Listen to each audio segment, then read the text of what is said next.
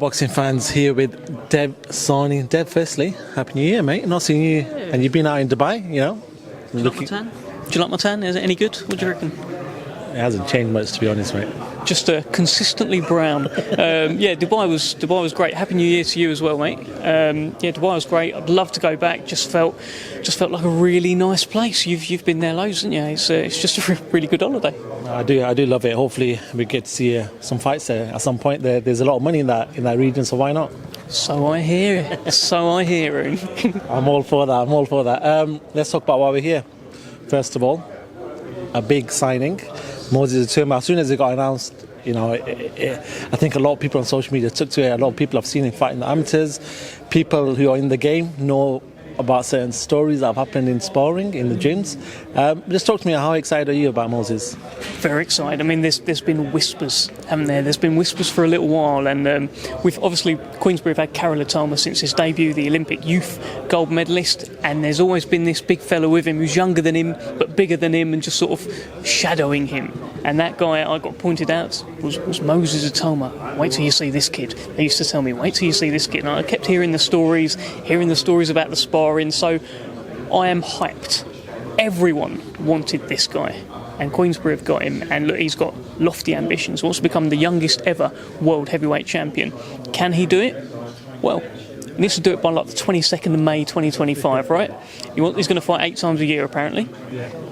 So that takes him to, 16 fights by that point, maybe 17. Joshua won the world title in his 16th fight. It's doable. Frank seems to have a bit of a hold on the heavyweight division as well, so he's in the right place. So. I was looking at that, and obviously seen all these quotes about him wanting to break the record. Now I thought, you know what, it might just be a promotion thing. You know, it might be like Frank, or not Frank himself, but Queensberry promotion, sort of setting this narrative. Come today, and he's actually just set that target himself. He wants to do it himself. He believes that, you know what, and this is good ambition, that he believes that he's going to be the youngest world heavyweight champion. How much does that show about this guy? It shows a lot. Look, he really thinks he can do it. As you said, he really thinks he can do it. There's going to be a lot of questions that need answering. We need to see whether or not he can do 12 rounds, if he needs to go 12 rounds. Has he got the stamina to do that? Can he take a shot? How does his power do in against top level heavyweights? What's his heart like? What's his chin like? There's so many questions, but the ambition is there, and there's a bit of an aura around him. There's just something about him, and he's got a massive head as well, is what I've noticed as well. He just looks like he can give a whack, and he can take a whack as well, and I think he's going to break the hearts of a lot of heavyweights who try and hit him, and he will just keep blinking and coming forward. There's something joyous about him, and there's also something Dubois about him as well, and they're just the heavyweights that I've been around, and I'm very, very excited about this guy. So I watched a few of his amateur fights, and I was speaking to Francis and Karol. He's very advanced for amateur in regards to his style. He seems like he's already got that pro style in the amateurs. From what you watched, is that what you've taken in as well? 100%. He's like bouncing about and all sorts, and he's hitting people and he's hurting people as well. I think this is all coming at the perfect time for him. I think he can go very far, very, very quickly. And there he is. Look at the size of him. Goodness me. I swear though, he gets bigger every time I see him, and that's probably because I've seen him in sort of between 16 and 18. So that naturally happens for most people. Didn't happen here, unfortunately. I do want to talk about his story, because I saw something on the Queensberry promotion socials. He was in his school uniform, 15 years old, comes back from school sparring Joe Joyce. Yeah. That's craziness. And just like yawning as he's getting in the ring because he's tired, because he's just done like double maths or something like that. Boring. He wants to do double maths. So he's doing double maths, and then he's going in there to spar Joe Joyce. You couldn't write it. And there's yawning in that ring as well. And he's got no nerves about him as well. He's not like, oh God, I've got the big juggernaut coming towards me. He's just like, oh, I'm going to spar Joe Joyce. I'm a big fan, and I think he can go very far. I think there's going to be a lot of stories that come out with him. Can't just get them all out in the first sort of round of interviews, but it's going to be a great journey. Both of them, by the way. Karol fighting for his first title as well on the 28th. It is a testament to him for somebody this young to be sparring with world champions on a consistent level. We just picked up some of the names: Joe Joyce, Anthony Joshua. Who's the other one that we talked? Lawrence Okoli, sorry. There's a few others that he's been he's not even 10. He's not even 10, 20 yet. How has this been happening? How are these world champion, world class boxers been like, let me get this GCSEs kid in for a bit of sparring? How's that? You never hear of that, right? You normally get like it's all right to get an amateur in, but getting a child amateur in to do some stuff like that.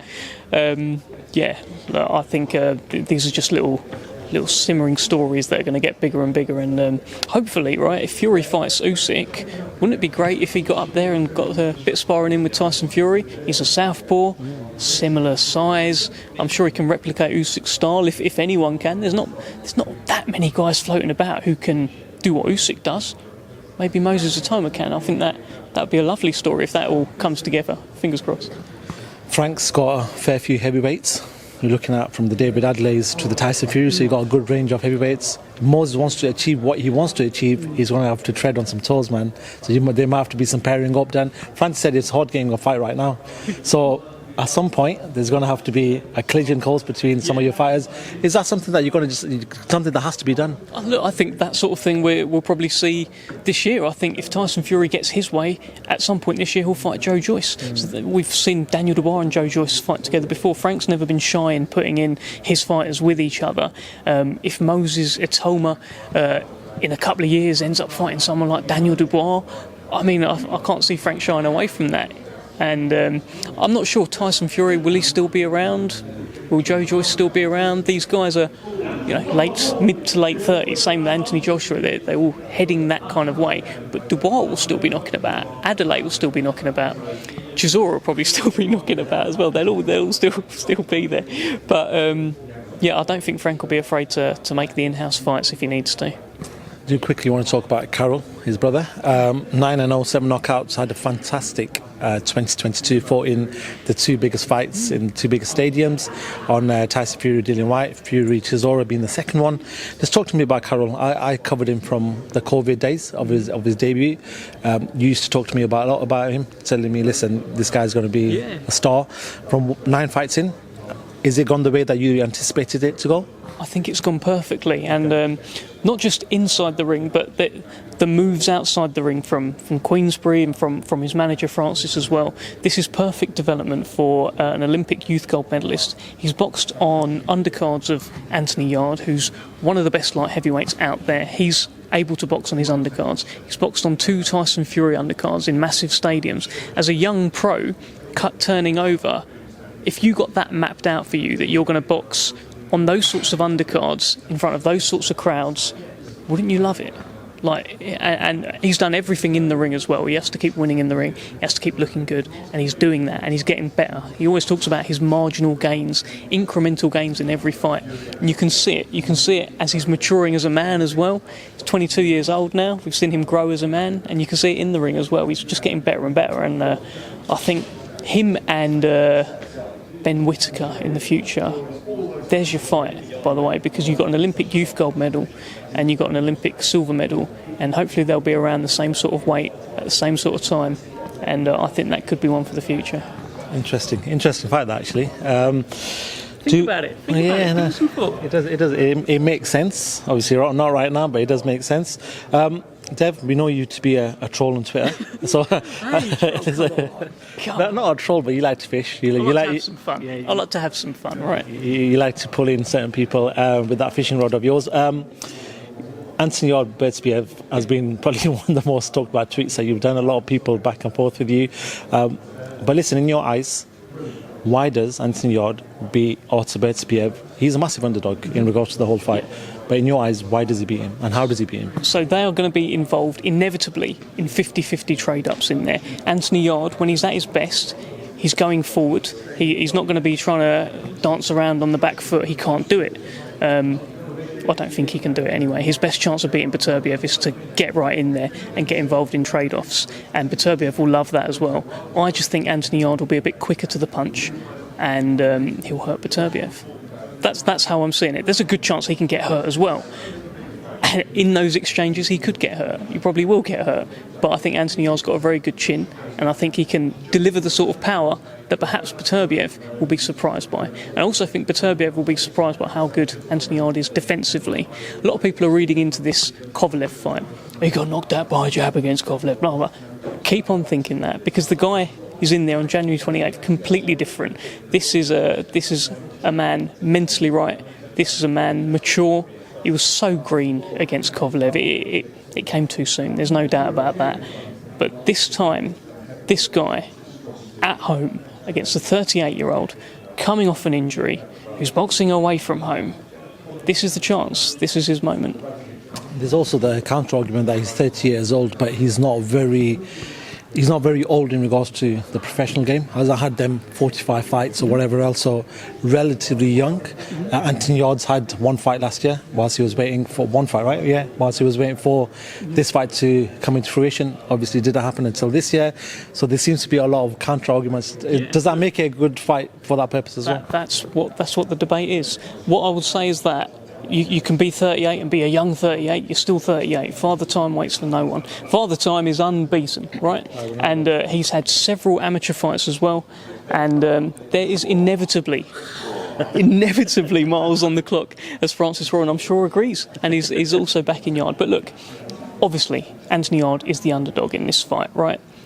But there are going to be opportunities for him to hit and hurt Artur Beterbiev. He's just got to be very mindful of what's coming back. He could get hurt in this fight, but I'm backing him to do it. Cool.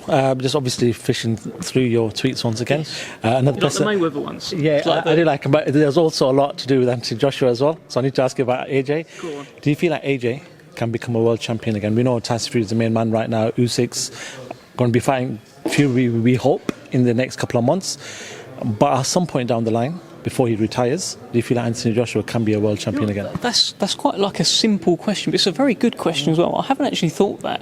Will he actually become a world champion again? Obviously, that's what they are working towards. I think he'd probably need Tyson Fury to retire and not fight Tyson Fury for a world title, because he'll lose that. I think he would need Joe Joyce to retire and not fight Joe Joyce if Joe Joyce is a world champion. I think he'd need Usyk to go.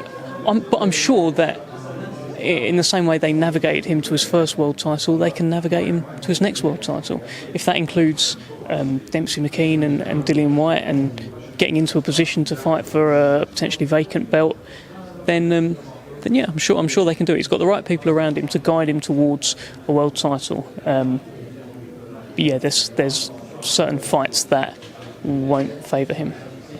Finally, probably the wrong person to ask, but when are we going to hear more about the sort of the timetable, the schedule for Queensberry promotion? Is there something in the coming weeks that we're going to hear? I think you're absolutely right. You are speaking to the wrong guy. The last one, actually, before I let you go, we did a poll on our socials. We asked people, would you take £1 million if you got a heavy hit punch from Deontay Wilder? So Dev, would you take £1 million if Deontay Wilder punched you straight in your gut? In my gut? All right, let's call it head. No, come on. No. Let's call it head. No, gut. You could actually break your ribs. So let's like you could break something there. Let's talk about your head. So would I take £1 million Why not? to take a Deontay Wilder punch in my head? Is the question. Yes. What would I do with the money? I think I'd probably need all of the money to sort of get well again afterwards. So the answer is actually no. I wouldn't, because all the money would be spent trying to talk again and stuff like that. So yeah. Dev Sahni, it's a pleasure talking to yourself, mate. No doubt we'll be speaking to you very soon. Obviously, fight night coming up in a couple of weeks with Anthony Yarde. Big card there. But yeah, thank you very much for talking to pro boxing fans. I will speak to you very, very soon. Thank you.